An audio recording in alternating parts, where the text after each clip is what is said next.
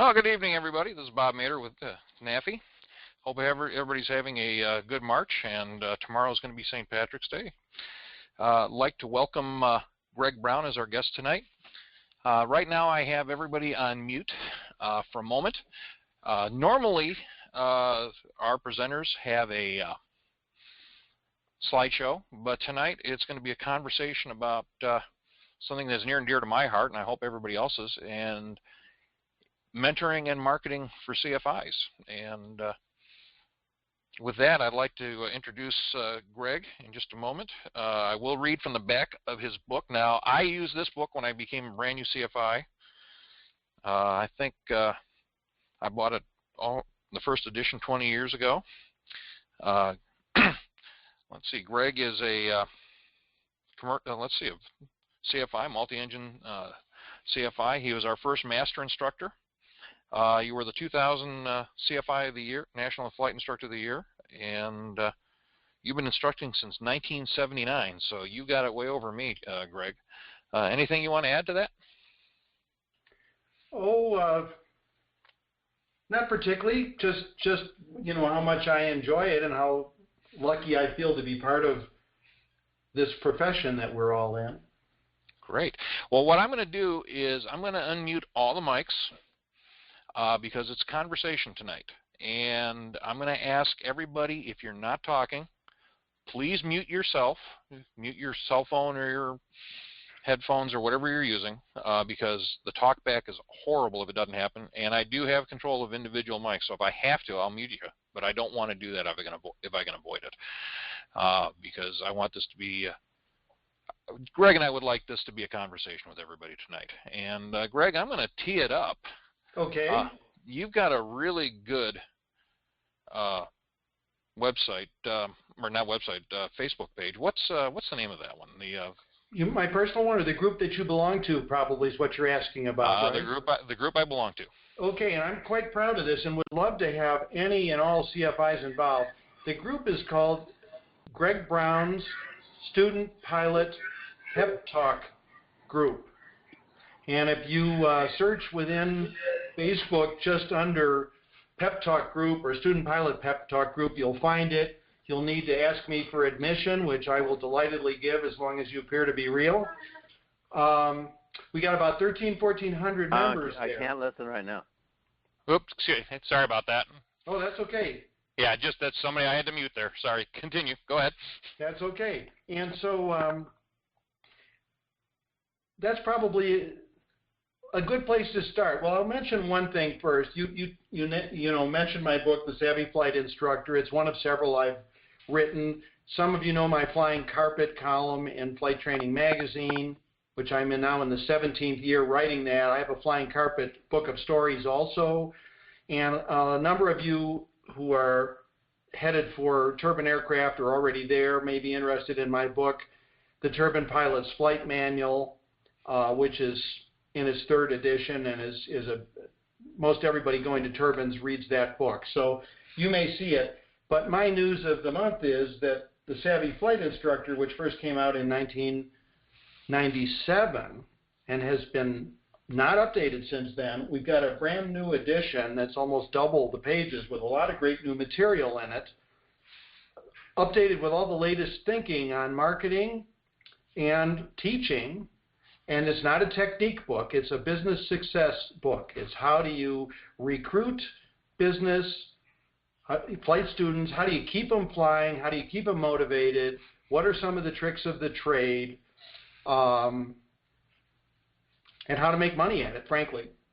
So I'm mentioning that because I thought one of the most valuable things I could do today, and most interesting hopefully for you, would be to share some tidbits of new material related to the marketing and mentoring in the broad sense, but I certainly welcome questions as we go. And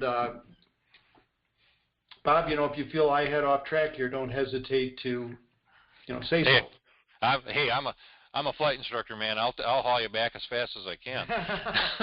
So let me tee it up again with a quick question, then okay. Let other folks start asking questions. if you could make a perfect flight instructor, if you could just start from scratch, and I'll give you full reign to change personalities and everything else, what would you want to see?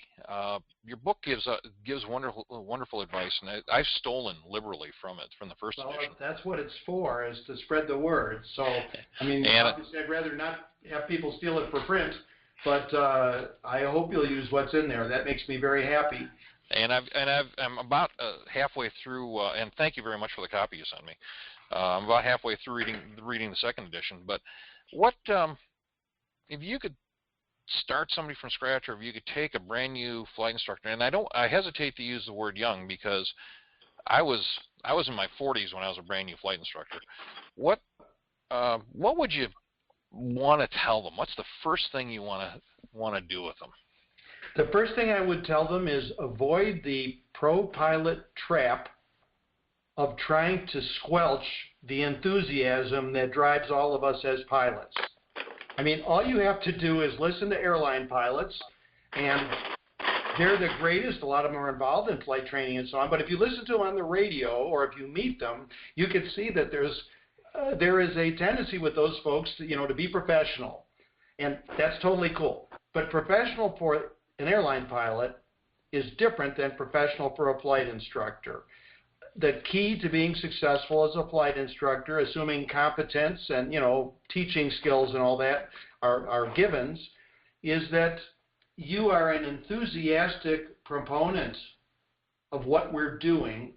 You see the joy in flying, and you impart that joy on your clients. Because learning to fly is hard. It's expensive. But we all know what a great investment it is, those of us who've gone through it, right? I mean, it's few of us do anything else in our lives that we enjoy more than being pilots. So in my experience, in my opinion, if you're the person who's delivering the key to adventure and a dream to someone who's always wanted to try it, and you keep it in that context of adventure and a dream, fun, they can overcome all kinds of obstacles. But if at any point you pull back the reins unnecessarily, you defeat them, and you put them on a track of losing confidence. You decrease their momentum to get over the rough spots. So that would be my definition. I think the enthusiasm, the instructors we all know and admire, our own favorite instructors, they were not only journeymen, but they were people who gave us a pat on the back when we deserved it, gave us a push when we needed it, gave us a pep talk when we, spotted the need for a pep talk before we ever revealed it. Those are the folks we all want to be. That's a great answer. And there's a follow-up from somebody who identifies themselves as Echo November. Okay. He or she agrees that enthusiasm is paramount. How do we do that?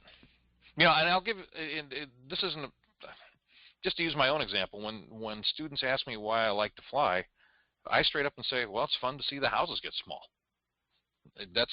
I've loved that since I was a kid, flying in the back of an airliner. But how is that the answer, or how do you do it? Well, there's a few aspects. First of all, I do not conceal my own enthusiasm. I let people know, boy, is it a great day to be out here. We're about to go flying. We forget about all our problems. We're headed into the air. And I like to see some fun occur on every flight.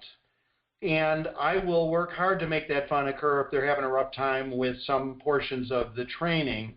One thing I have found to be critical in keeping the fun going, think about this for a moment.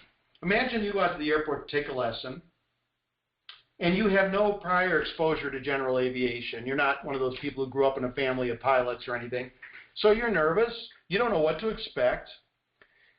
You go out there, you take an intro flight, and, generally that's a very pleasant experience if they're done well. And then you enter a period where you have one high-pressure lesson after another without a moment to breathe, trying to master all of this stuff. And if you stumble anywhere through there, you're behind. So there's no reinforcement if you just do that stuff. There's no reinforcement until you get to solo at best, and perhaps solo cross country. Most people start to find fun by the time you're in your dual cross country, right? You're out there going someplace and they got the plane under control. So trick one is if you got someone who's not seeing the fun in it or has lost the fun, is getting discouraged, is to take a break from the heavy stuff and do something that will make them feel good about what they've already learned and have fun. So sometimes this can be done in the course of normal lessons. For example, if there's some nearby airports where you could stop for a hamburger, you say, you know what, let's take a break during our lesson today. Let's land at ABC, maybe even offer to buy lunch, and let's spend 45 minutes there over a piece of pie and just talk about flying and what you're doing. So there's a fun little break. If you got somebody who really needs it, I am a big believer that the best thing you can do is to say, you know what, we need to do a fun lesson. We need to go somewhere that is going to just be a break and let you enjoy your accomplishments so far. Remind you that even though you're having trouble with landings, you've come a long way. And then pick some destination. It could be educational, like going to visit a radar facility or flight service if there's one anywhere nearby, or land at some interesting airport that will challenge their landing skills. A real grass strip is always a huge hit. Even a pancake fly-in, the world's ultimate collision avoidance lesson, right? But you need to let them know ahead of time, well, this is not technically on the syllabus, so this is an extra lesson. But I think you'll learn something. The big thing, though, is we're just going to go have fun. Then you take off and you cruise somewhere 50 miles away or even 100 miles away. They're flying the plane. They're looking out the window. If they want to take some shots with their smartphones or videos, more power to them. And then you say, hey, have you noticed you did all the radio work so far on this flight? You're flying the plane, and I'll bet you're not even aware that you've been holding your heading and altitude within private pilot test requirements. So you're at home in this airplane, even though you're still being challenged by ABC. Then you go land, and you serve as their parishioner, as their confessor, and you say, hey, tell me what's going on in your mind. Are you still enjoying this? Is it bothering you? Are you having fun? Tell me where your head is at. And if they reveal discouragement because of not being able to master something, you pull out your dog-eared copy of the flight instructor's handbook and you show them the learning plateau chart. And you point out that, what you're going through is what everybody goes through. In fact, it's so common, every flight instructor has to learn this as part of their training about learning plateaus. And I'm trying to pull this up real quick. If you have them read what's under the chart, it's quite illuminating because it describes what every single one of these people is going through. Now, it's kind of a long story, so I apologize for making a long answer out of a short question. But when somebody really needs therapy, that's the best thing you can do. Take them somewhere fun. It could be a fly-in or something like that if you have one available, but take them somewhere fun, give them the chance to talk about their concerns, and show them, let them demonstrate to themselves that they are learning and they're flying the plane and they've learned something despite their current challenges. That's a great answer, Greg. It wasn't long-winded at all. It was thorough. I'll put it that way. So it's a great answer, and it's something that vexes a lot of instructors. I believe this is a good friend of mine, Harvey Pucci from down in Texas. He came up with a great answer, and Harvey, if you want to jump in and ask it yourself, feel free. If not, I'll read it for you. Yeah, go ahead. All right. Hi, Harvey. How you doing? Great. Good to have you. All right, thanks. Appreciate it. Yeah, Harvey is a fellow flight instructor, used to work at the same company I did before he retired to fly down in Texas. And his point is be aware of your own limits and have fun yourself. He's had to check his own tolerance level at the end of a long day, deal with students. Yeah, and lesson number 4 going around the same farmer's field. Yeah, that can happen. You have to be careful, because I found myself wanting to get short with a student when I'd see them doing something that we had covered many times, and you got to keep your patience. Boy, I couldn't agree more. That's the kiss of death, isn't it? Yeah. If you get short with someone, you got to immediately, once in a while things come out you don't intend to say or could be misunderstood. You got to backpedal on those, don't you? Yeah, you do, and it's always better to think before you speak. Yes. Well, one way I use personally to deal with that challenge is I try to make sure that every single lesson ends on a happy, upbeat note. And if anything has occurred or been discussed that might be troubling to the student, by just the mere fact that I set that as my goal, it forces me to consider, okay, we did have this one discouraging or unpleasant thing happen. How are we going to reverse that? By either doing something fun that makes them feel good or having a discussion, because that's a tough problem, isn't it? I think very few of us are so controlled that we never say anything that is impatient. Do you have any tips for that yourself? Not specifically, other than I have to take a step back and think about it from the perspective of the student's level of understanding, because I can't expect them to have the same understanding I do because they don't have the experience. Yes. And if I'm expecting them, I've worked with trainers in other industries like the railroad with Bob, and I'm also a musician. I've worked around professional musicians. Sometimes they get really short with folks that don't measure up to their expectations. Yes. And as a flight instructor, that's totally the wrong direction to go. One tool that I encourage people to consider is, very often if you find yourself saying something like that or getting impatient, it's partly impatience with yourself. A lot of times there's something they're not getting, and it could be them or it could be you or whatever, but the bottom line is you're not succeeding. And right.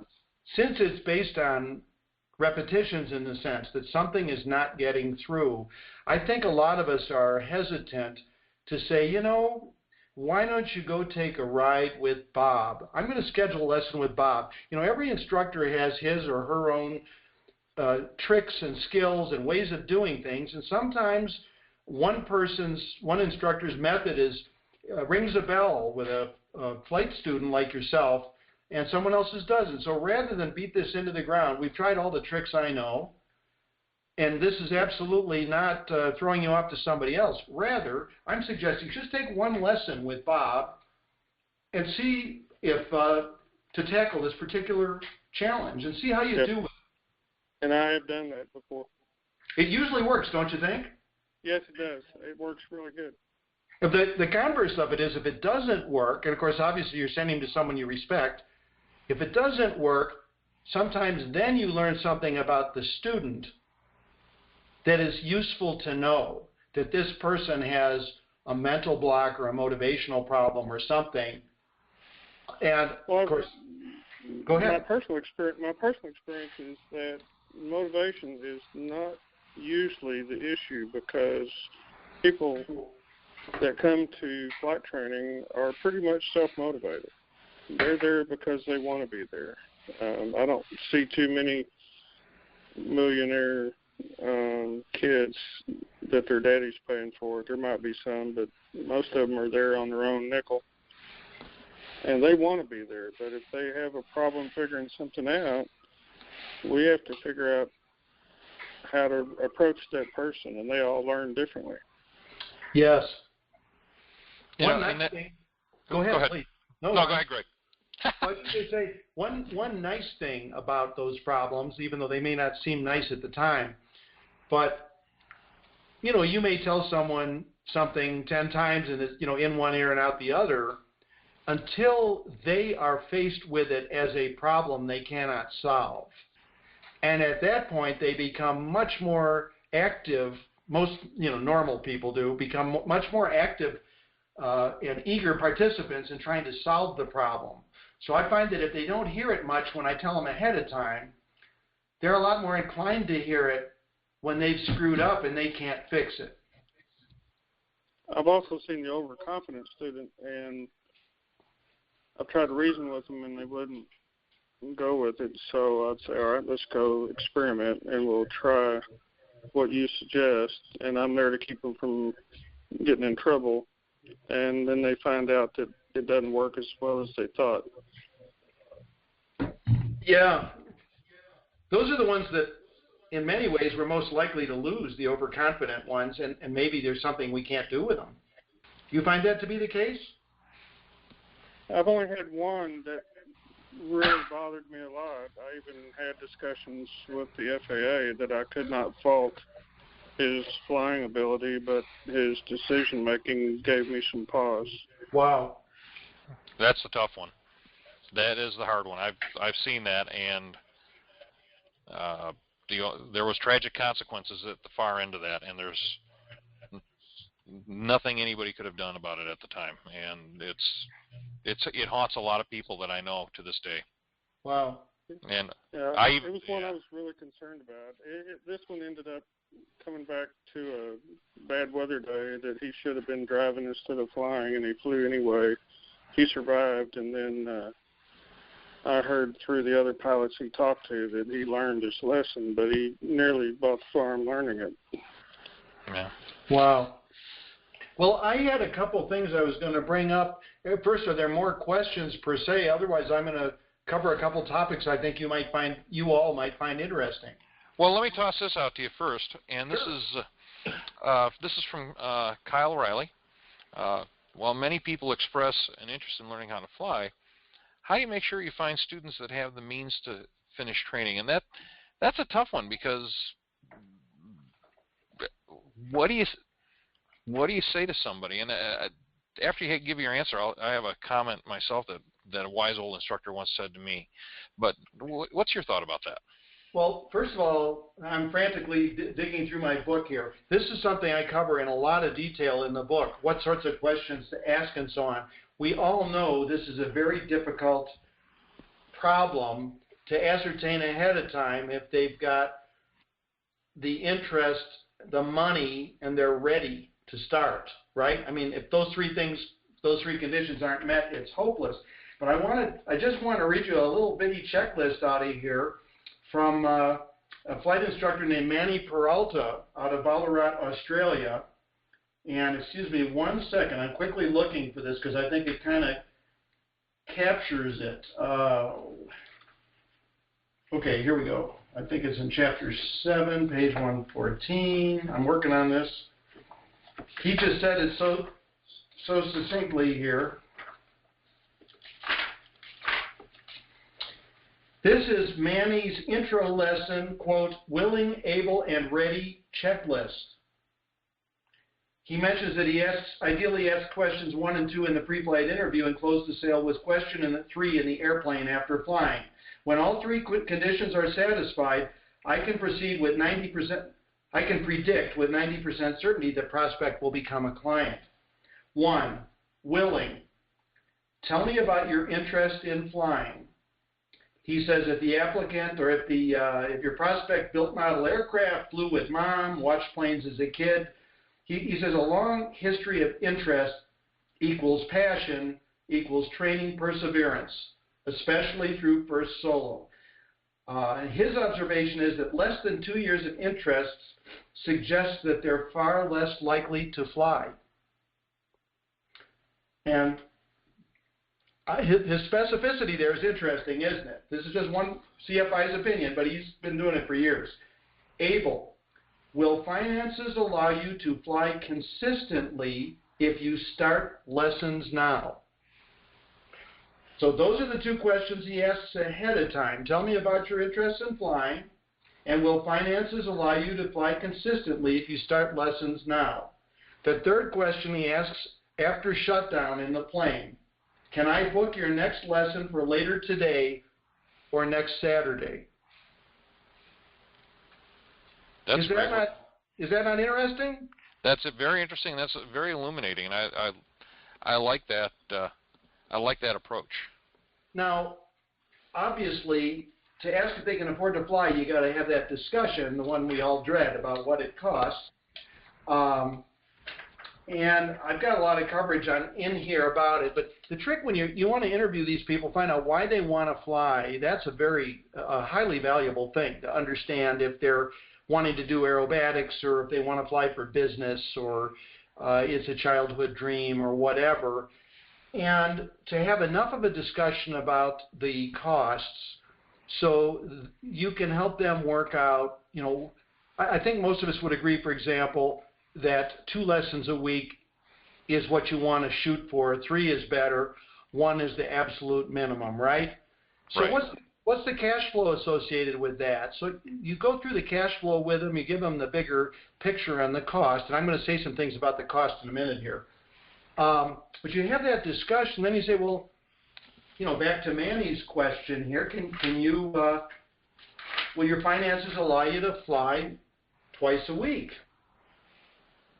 And if the answer is yes, you've got a really useful answer. If the answer is no, then spend a few minutes helping them figure out what they need to save up in order to make this happen. You see, what we're trying to do is avoid getting rolling on a path they can't sustain. The bad news is some people are going to say, well, I can't do this right now, and you may have missed a couple of lessons with them.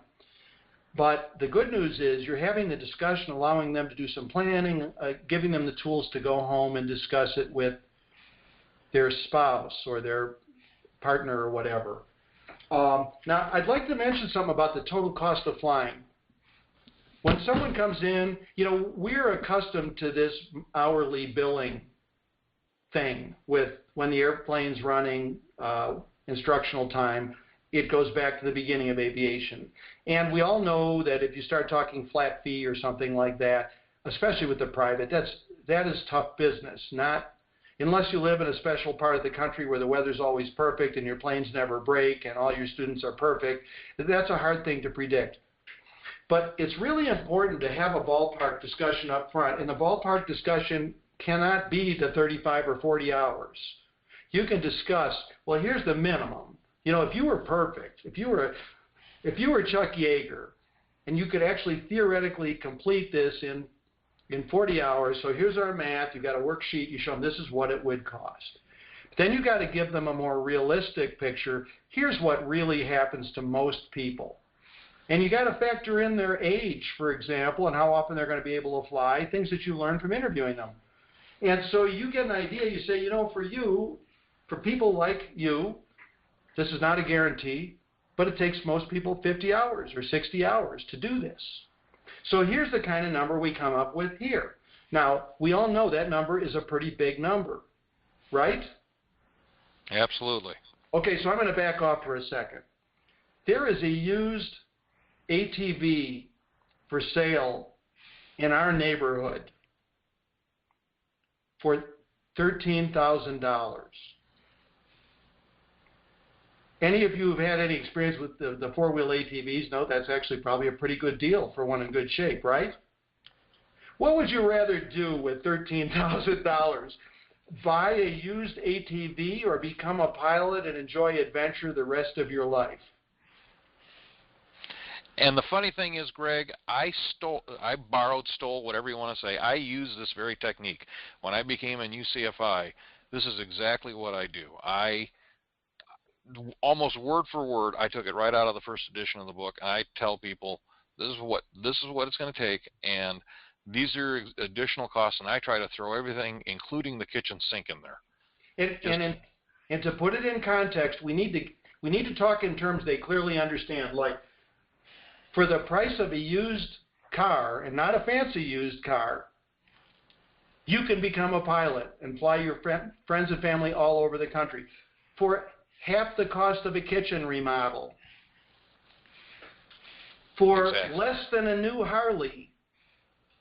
And so, but we need to have this discussion up front for a lot of reasons. One reason is flying really is a good value if you look at the pleasure we get out of it. Yep. It's not cheap, but what is? You know, I mean, in today's world, things are expensive. So we want to give them that perspective. Another thing that happens is if you decide you're going to buy a Harley or remodel your kitchen, you're going to do some planning. You're going to say, well, you know, maybe instead of buying that new Cadillac I was going to get, I'll just buy a Subaru, and then I can use some of the extra money to make this happen. Or I'm going to borrow from Uncle Fred, or I got some inheritance coming, which, by the way, is a really common reason for people to finally pursue that dream of flight, is that they get a little inheritance from someone. But my point is, we plan when we're thinking of making a significant investment in something. And we want our prospects to plan in that manner. We want them to grasp that this is that order of decision. Now, the good news, you can tell them, you don't have to pay this up front. What we really need to do is this is going to be spread out. We're going to work up a cash flow together and get an idea, you know, what you would expect to pay over the next, say, 6 months to make this happen. Another thing that really helps deal with these costs, with their comprehension of the costs and their willingness to proceed, is to seriously discuss a target completion date right there at the intro flight. They are not doing this because they want to become students. And this is, they may be familiar with golf lessons or tennis lessons where you incrementally improve and you go back for more lessons over time. But the bottom line here is they have some objective that they'd like to meet. So back at that first interview, if they said, well, my goal is to be able to take my family on vacation, a good question is, when would you like to do that? Well, if I had a choice, I would do it this July. Well, let's see, that's 4 months away. We can do that.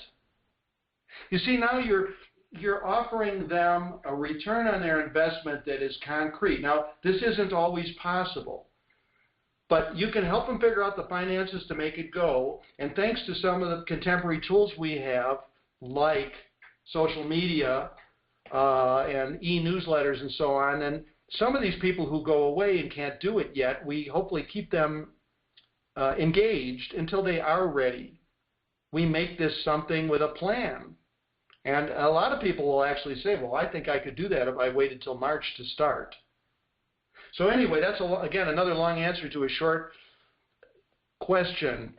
If you can't determine that they are prepared to commit money or discuss these topics we're discussing, in direct answer to the question, they're probably a lost cause. That doesn't mean you shouldn't give them the intro flight, but it does mean that there might be some other prospect who's a better place to invest energy in pursuing, and just keep these people hopefully engaged until they're ready to go.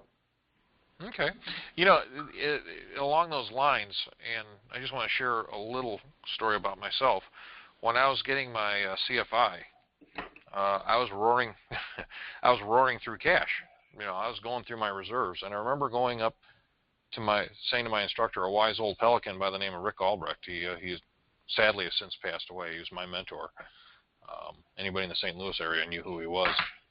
And I said to him, you know, I don't know how I'm going to pay for this, Rick. This is starting to hurt.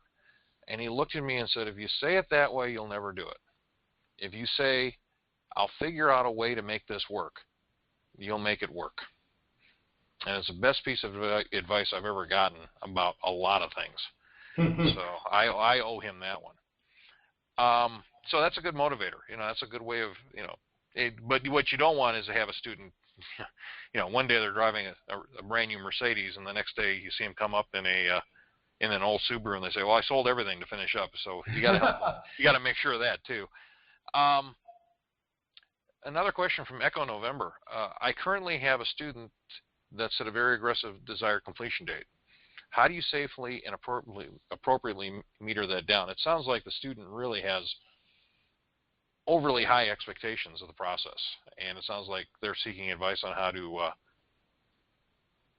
set a more realistic goal. Well, this relates to something that is actually central to my philosophy and to the Savvy Flight Instructor concept. You know, one of the reasons people quit and perhaps the main reason they quit is because they get discouraged, they get bogged down, and they perceive that they're going nowhere. You know, they're stuck in the mud, and they're paying $200-300 every time they go to the airport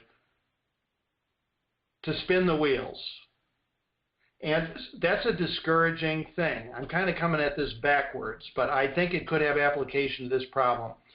So one of the key things that we all need to do as instructors is we need to have, if not the syllabus, a little graph or chart that shows the key 8 or 10 aspects, major steps in the syllabus, the obvious, things like solo, cross-country, instrument and night, preparation for check ride, just the areas in some linear fashion, so we can take this out at the end of every lesson and we say,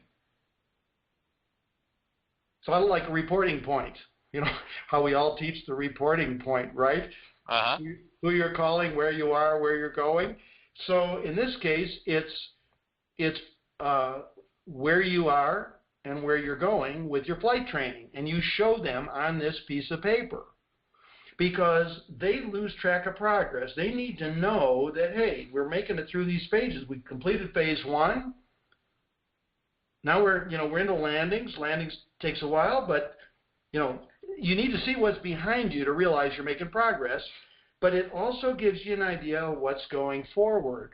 And at every lesson, you should have this discussion with every student as part of the debrief. It's just fixes a point where they are. Now, if you got somebody who has overambitious goals, you see, this gives you a tool also to discuss with them. Well, here, you're doing great, and you're way ahead of the average student. We always want to couch this in a positive sense. But look at this. We still have, you're still working on landings, and that's normal. It's going to take a few more hours in the pattern to get those down. And then, we'll have to prepare you for, we'll be doing some dual cross countries, and then we've got to do solo cross countries. And if you start adding up the hours here, you see that you would need to do X number of lessons a week or X number of hours a week in order to get done by your objective. Now, ideally, you'd like to have that discussion early enough that they could actually buckle down and try and do it. But in any case, these are facts. And I think being able to point at this factual progress, where you've been and where you're going, helps start a discussion there about what they want to accomplish. Another interesting problem I think a lot of us run into, sometimes people want to get done real fast, and it's technically feasible if you as an instructor in the airplane would always be available and the weather were perfect, but it is unlikely or impossible given your particular situation, how available you are or whether there are enough airplanes. And then you got a choice you can make to say, I don't think we can finish it by this. I do think we can finish it, if we can't do it by May 1st, I don't think, but I think we can do it by May 15th. If you really got to make it by May 1st, you may want to talk to so-and-so over at ABC Flight Training and see if, because they have more full-time instructors. Now, a lot of times your prospect is going to say at that point, you know what, I don't want to change instructors right now. I don't want to change flight schools. Let's shoot for May 15th instead. But if they really want to make that deadline and it's impossible, I think that, the right thing to do is to help them make it if it's possible. But I believe that you'll find that the tool for that discussion will be in having, carry this thing with you all the time, just a little one-page diagram that symbolizes all the steps of the flight training, perhaps with some hours penciled in, but that's not critical, and having that discussion after every lesson so they can begin to see themselves, hey, wait a minute, I'm not going to make this, am I? And you're not the culprit. You're helping them as much as you can. Yeah. One thing Harvey pointed out, and Echo November started a conversation on their own on the chat room, which is great, is managing a student's expectation that either in a 141 or a Part 61 syllabus, that each hour is not a checkbox, I'm done. It's right. However long it takes to, as you pointed out, you know what, the landings aren't quite there yet. We might have to do this again. Matter of fact, my wife has accused me of using the movie Miracle, if you remember that movie, Uh-huh. and using the whole theme of again as my teaching method. So, But I would love to talk about syllabi for a moment. Please. Okay, the thing about syllabi is that they are, everyone in our group, in our room here right now, so to speak, we all know what a syllabus is, right? A flight training syllabus. We can see it, we can smell it, we can taste it. It's branded and imprinted on our thighs and in our brains, and but that syllabus is not the only way. Now, that's the minimum, and it comes from the FAA, and of course if you're in a 141 program, it's more rigid than if you're Part 61. But we tend to get hung up on these syllabi that we must conform to them without deviation. So I'd like to make 2 points on this. One is that there are some things we can add to the syllabus on our own. I mean, we don't put them on the FAA copy, but we add it on our own to make things happen. So we're going to talk about that in a moment. And then there are also things, well, let me just dig right into the stuff we need to add, that must be added. Nobody should have a syllabus that doesn't include the flight physical and the practical test. Excuse me, the knowledge test. The flight physical and the knowledge test are these two ticking time bombs with every student that nobody really wants to talk about. You could probably talk about the Kama Sutra more readily than actually telling someone they must complete the knowledge test, but they're not talked about much. They should be on the syllabus, and your students should, their copy of the syllabus should include those things, and they should know that they're going to have to get the flight physical done by such and such a point in the syllabus, and they're going to have to get the knowledge test done by such and such a point. Now, we know behind the scenes, if there's some extenuating circumstances, that we'll be able to slip it a little bit. But we don't want them waiting till, the check ride jitters to take the knowledge test. I mean, that's a disaster, and we've all run into it where people, they're delayed months because they haven't taken that. So it should be on the syllabus, and it should be as real to them as solo. You're going to get these things done here. This is the deadline. Start planning now. Relative to the flight physical, we should have a mechanism by which every student is going to be educated about that process before they go. It could be having an AME come in and talk once a month, and everyone is required to attend one of those meetings. It could be requiring them to do the turbo medical on AOPA's website, which is the flight physical, but it raises flags about possible problems, and then they talk to the specialist there for guidance. But the bottom line is it not crazy? We get them to go through all these hoops to get them to sign up and make these big investments, and then 10, 15, 20 hours in, hey, probably ought to go get your flight physical. They stumble in not knowing anything about preparing for it. And I got a friend here in town like this. His thyroid levels were slightly off. They've been controlled with medication for years. Last fall, he forgot to go in and take his normal 6-month or annual blood tests and see his doctor. He didn't bother. So he goes to the flight physical. The poor guy failed it. As a result, he dropped. So these couple things are no-brainers. The same thing with the knowledge test. The most common question I get from new flight students who write to me via the magazine or in the Pep Talk group is, what's the best way to study for my written? Well, how can they judge that without any guidance? We should, if we don't have our own ground school, we should be in a position to recommend either our favorite or the 2 or 3 top favorites. Ask them some questions about their study habits. They want to watch videos. They want to read a book. Do they want to do an online course? What turns them on? But there's no excuse for them to spend weeks trying to figure out what's the best ground school method, we should be telling them. You see, these sound like small things, but these are huge impediments for people finishing. And they're behind the scenes all the time. They're worrying about the knowledge test. They're behind. So all of a sudden it's like, I'll skip tomorrow's lesson because I know I'm behind on, I've hardly started studying. That we don't want to let that happen. Okay, so now, those must be added to your working syllabus.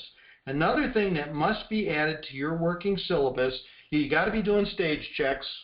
Even if you're an independent, you got to have someone else do it. Not only do stage checks help verify that you're doing a good job, but they confirm in the student's mind that he or she is doing a good job that is being confirmed by a third party. It's a third party critical endorsement of your work with them. That, yeah, Bob's a great instructor and you got this nailed. You're doing great. Okay, cool. I was wondering if Bob was being too easy on me. No, you did a great job today.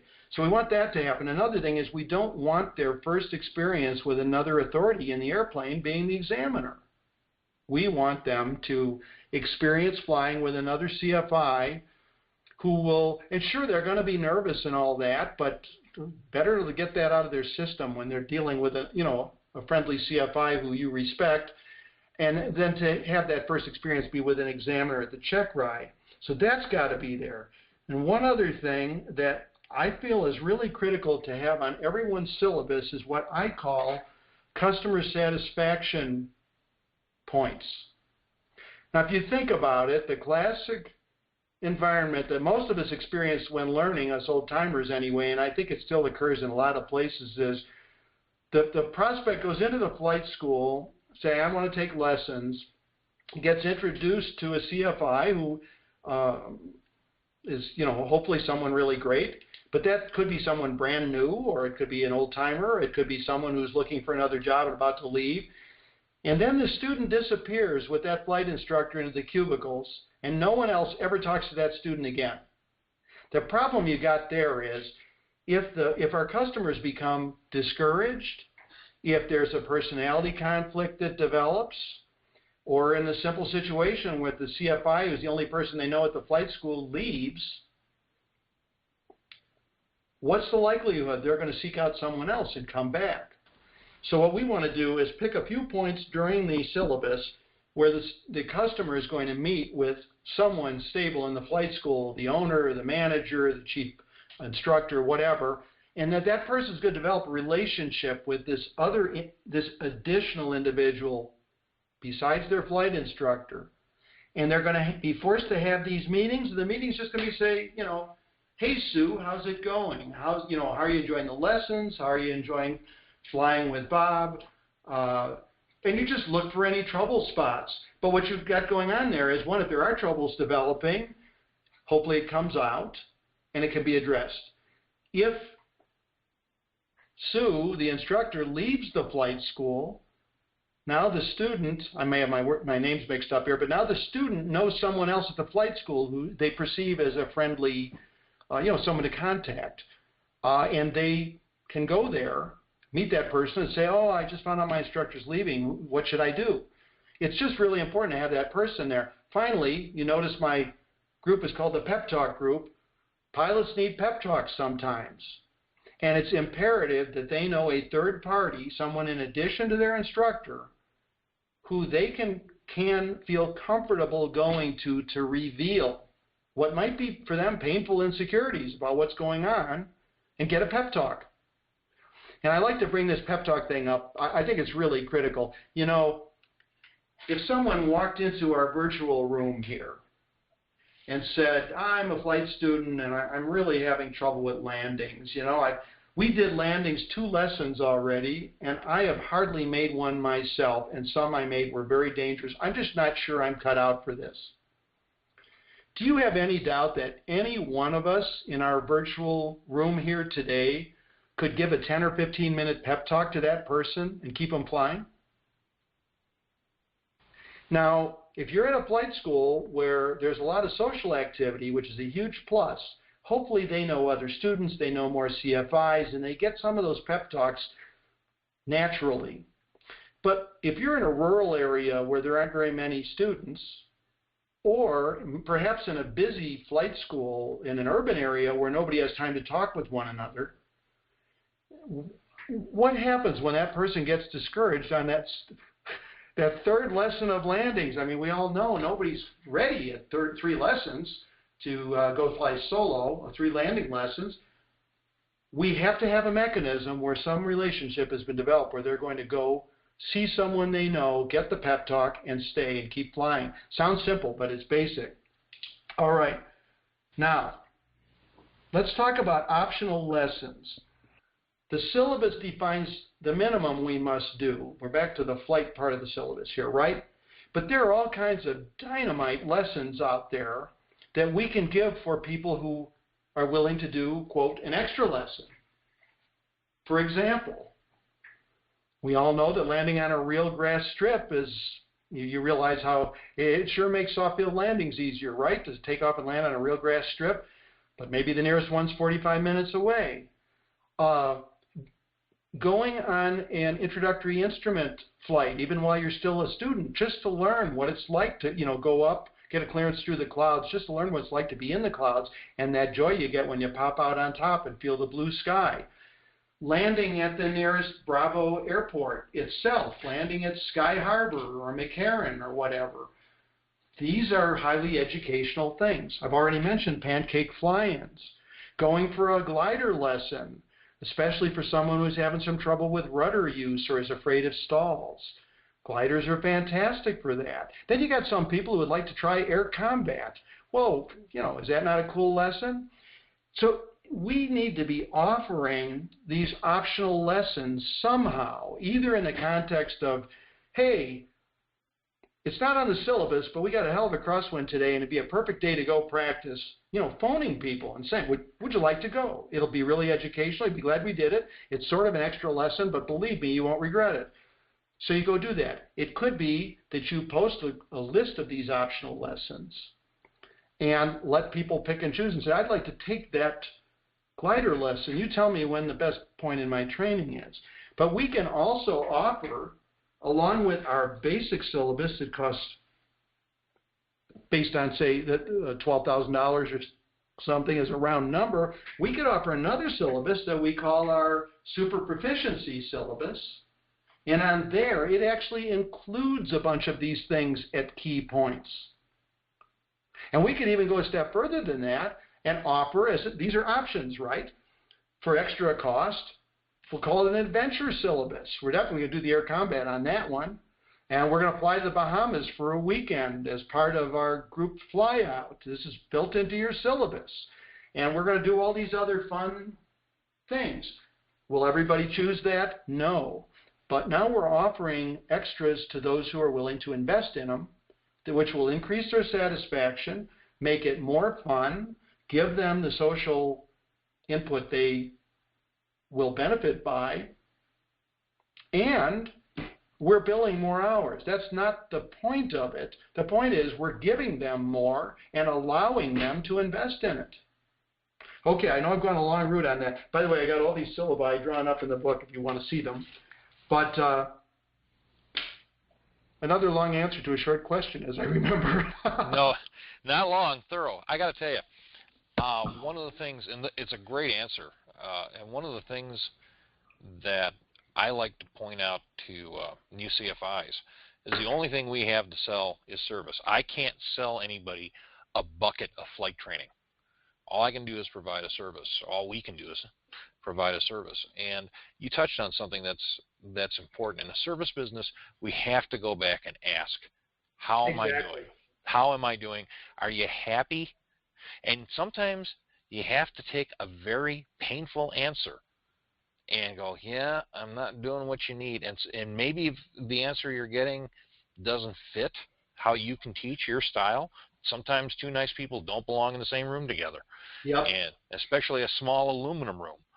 And so maybe... And it often takes a third party Yep. to discern that, especially from the student side, because they have no frame of reference. You know, you're the only guy they ever flew with. Exactly. And so maybe the best customer service is to pass them on. And I got to tell all the CFIs here, especially the new ones, your reputation will go up 10,000 times if you're willing to pass a student on to somebody else to give them the best possible experience. The word will get out. Hey, this guy's a straight shooter, and he's taking care of the client. He's taking care of a certain number of them will beg you not to leave too. Yeah. I have to, speaking of pep talks and encouragement, there's a gentleman here, I assume it's a gentleman, the name is Jay, and he posted, this is great information, recently passed my commercial and started my CFI program as part of my second career retirement. So congratulations to you, and keep on trucking on, and yeah, it's going to feel like you're drinking from a fire hose, but you're going to make it. You're going to do fine. That is so cool. You know, I would, if we've got just 5 minutes left, if we have time, I would like to share just a few marketing tips that I have learned that are critical in today's world. Do we have, can I cover these two if I keep it short? Oh, yeah, and there's nothing hard and fast about, the system won't stop it straight up 8 o'clock. So if you go a little over, that's okay.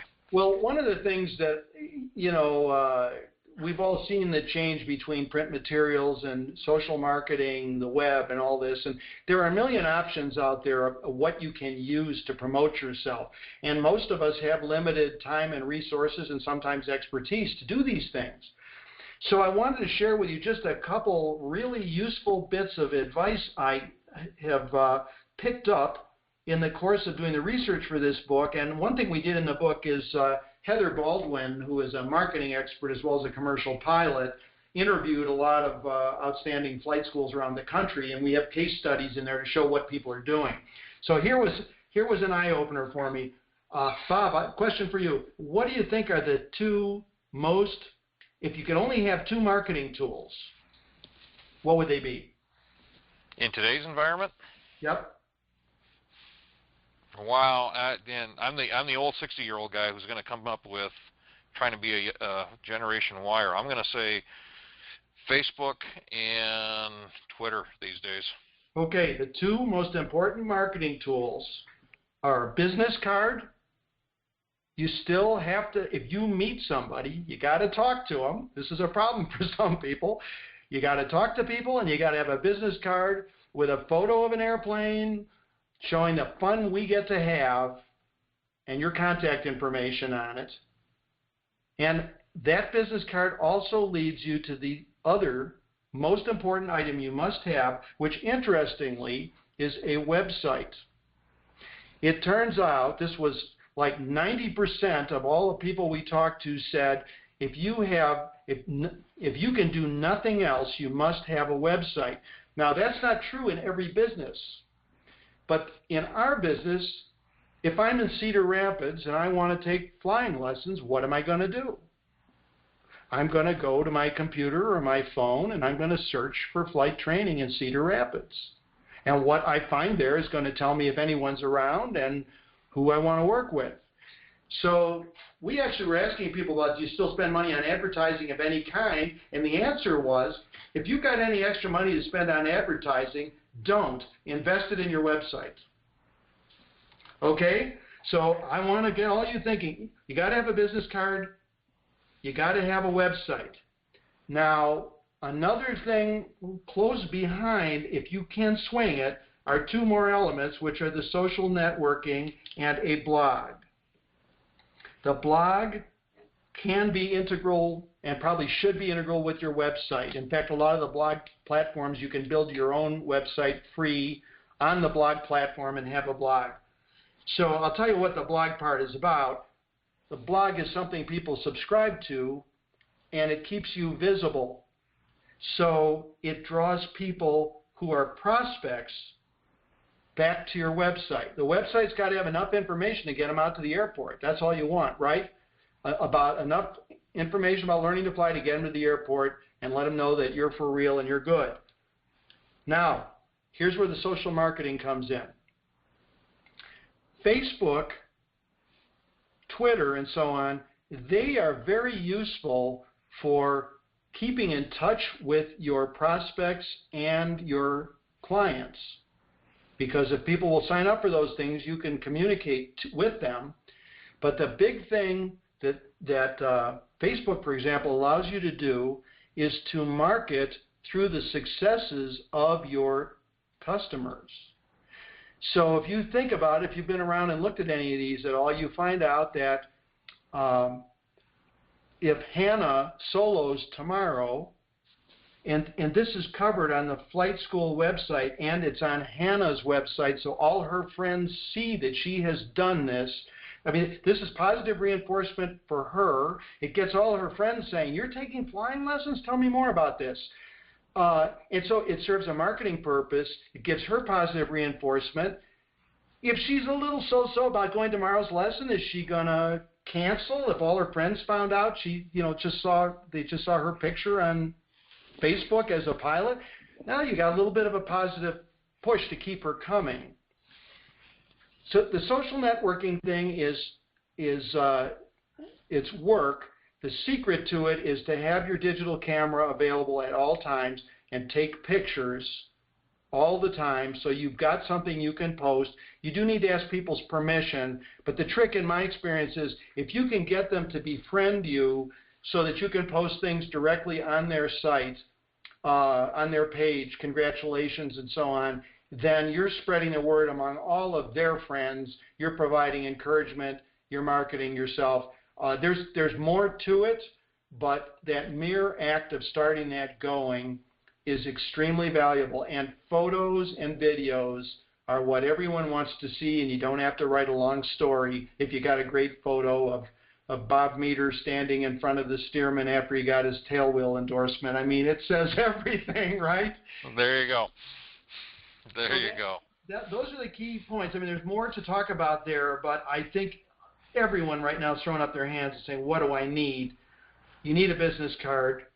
You need a website that is a good one. If time permits to do the social networking and you're willing to do it, you will benefit tremendously, and it will actually be pretty efficient. The only other paper item you might ever consider again would be if you do community trade shows or public events, it can be handy to have a trifold paper brochure, a flyer. They're very inexpensive. You can probably order 1,000 of them for $80 now online from lots of sources. So if you got to print something, print a trifold flyer that you can, or a fourfold that you can fold up and put in a legal envelope if you need to, and you got that thing to hand to people at shows and events. Well, that is great advice. And we are up against the hour here, a little bit past, and that's okay. Greg, a couple of things. First, where can they get the second edition of the Savvy Flight Instructor? It's widely available, and I know this. There's always an aspect here of you worrying that you're sounding like a mercenary here, that you're trying to sell the book. This book has got so much new stuff. I'm so excited about it. I think and hope you'll find it's a good investment. Ask around and see what others have said. One option is you go straight to ASA's site, which is asa2fly.com. You can buy it at ASA as several versions of ebook, or you can buy a paper book or a bundle. I noticed that the new edition is on Amazon. However, the Kindle edition on Amazon is not yet the current edition. So just be sure you're looking at the second edition. Hopefully that'll show up there any day. Otherwise, you can, as I say, get an ebook through ASA. All of your regular, your favorite outfits, Sporties, Pilot, Mall, they should all be offering it. It's just that it's a new enough. This just came out in a month and a half ago. It's not everybody has it. So be sure it's got the low clouds on the cover and says second edition at the bottom. And I love the pen and ink drawing. That I don't know if you picked it or if Jackie picked it, but it's a great pen and ink drawing. Oh well, that's just you. I wish I was that thin. I gotta tell you. We needed someone heroic for the cover, so it was a no-brainer to put you on there. Yeah, right. Sure thing. So, appreciate that. And you've got a couple of other books out there that you mentioned. And are they also ASA or other places? They are all ASA. Okay, great. So, and they're all on Amazon. They're all widely available. Just be sure you get the current edition on any. I mean, Amazon in particular is very confusing. You got to be sure that you're getting the one that is the latest edition. So for Turbine Pilot's Manual, that's the 3rd edition. Savvy Flight Instructor's 2nd edition. Job Hunting for Pilots is 2nd edition. And Flying Carpet, there's only 1 edition. Okay, and of course, since you mentioned Flying Carpet, you're a regular in you're one of Jill Tallman's regulars over at Flight Training, and that's great. Right. And you know, for you instructors, yes, I know Flight Training sometimes feels like it's going over the same thing over and over again, but it's still a great resource. It's a great magazine. I highly recommend it, and make sure your students get their mitts on it. You know, yes, we talk about how to do a crosswind landing, you know, once every 17 months, but that's kind of deliberate because that's about the life cycle of student pilots coming through the system. So it's a great resource. The other thing, Greg, just quickly, where can we find you on the web? Well, my own website is gregbrownflyingcarpet.com. Since there's a million Greg Browns, the Flying Carpet hopefully identifies me. gregbrownflyingcarpet.com. My aviation page on Facebook is facebook.com/gregbrownflyingcarpet. Again, I would love to have any of you care to join the Student Pilot Pep Talk group, which you can search for under that name on Facebook. We've got about, I think, 1,300 members, and we've got a wonderful mix of CFIs all the way down to aspiring pilots who haven't taken their first lesson. Great conversations go on there, and your expertise would be appreciated. But I'm also finding out that it actually turns out to be a bit of a marketing opportunity when someone's ready for the next rating, and they've identified a CFI who seems sharp in their area. Who do you think they call? So those are the places. There you go. And Greg, I'm going to ask you just for myself, if I call you in a couple of months, will you come back and talk some more? Sure, I'd be delighted. The best thing about doing a new edition on the book is that it's got me back into this again and hearing as well as talking. I know I did mostly talking today, but the single biggest change in flight training as a business since I started in '79 is that we are talking about all this stuff. For years, every flight school, every instructor, they kept everything secret. They didn't want the people across the field to know what they're doing. And what's so wonderful and refreshing now is that people are sharing what works for them. And so it's an exciting time to be involved, and it's a great reason that you want to catch these webinars, follow the social media. Flight Training, they really do make a terrific effort to have the latest and greatest knowledge there. So we've got all these useful tools popping up every day that in the past we had to figure it all out on our own. Not recommended for pilots. Not at all. Well, I've got a very good friend who's with us tonight on here who has a great saying. It's a rising tide raises all boats. And we really, you know, I want to make sure that we all become good at this, because it's not about competing with each other. It's bringing in new students, bringing in new pilots, both for recreational purposes. And I'll tell you what, this country is has become dependent on an aviation infrastructure. And looking at how many pilots we need in the future, we got to do this. We got to bring them in. Yep, it's anybody who's, I know there's differences of opinion about the pilot shortage, but it's real. Try finding a CFI to staff a school these days. So, Greg. Yep, go ahead. I'm done. No. You're going to ask a question. Go ahead. Okay. Well, I was just going to say thank you very much, but you had one more quick comment. It sounded like. Did we see what?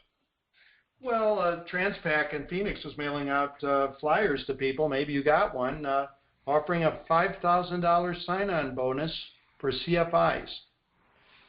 Wow. That's an interesting development, and I think most of you know that the regionals are now aggressively offering sign-on bonuses, often with a package where they will help finance the new ATP course if required. So we know there's shortages at many of our local flight schools.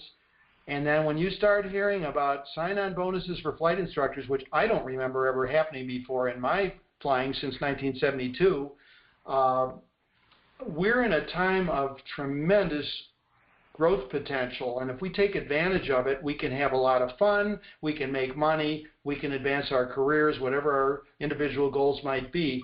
There's probably never been a better time to be in this business. I'll tell you what, it sounds like you've teed up the next webinar, that we have you. So I'll probably be inviting you. I don't know, sometime early summer. Sounds great. Thank you all for having me. Thank you, Greg. Thank you for spending some of your great time, and hope the weather's good down there in Flagstaff. For everybody, I'm sure it is. Well, it's been a nice day here in Omaha. Looks like it's going to be a great St. Patty's Day tomorrow. So with that, everybody, please fly safe. We're coming into thunderstorm season, and this is the time of year I worry about my students and all of our members. I want everybody to come back with all their fingers and toes. So fly safe, teach your students well, keep encouraging them, and we look forward to hearing and seeing from you next month. And if you're at Sun and Fun, look for me. I'm always wearing the Western hat. It's become the trademark. Be safe, everybody. Take care. Thank you. Good night.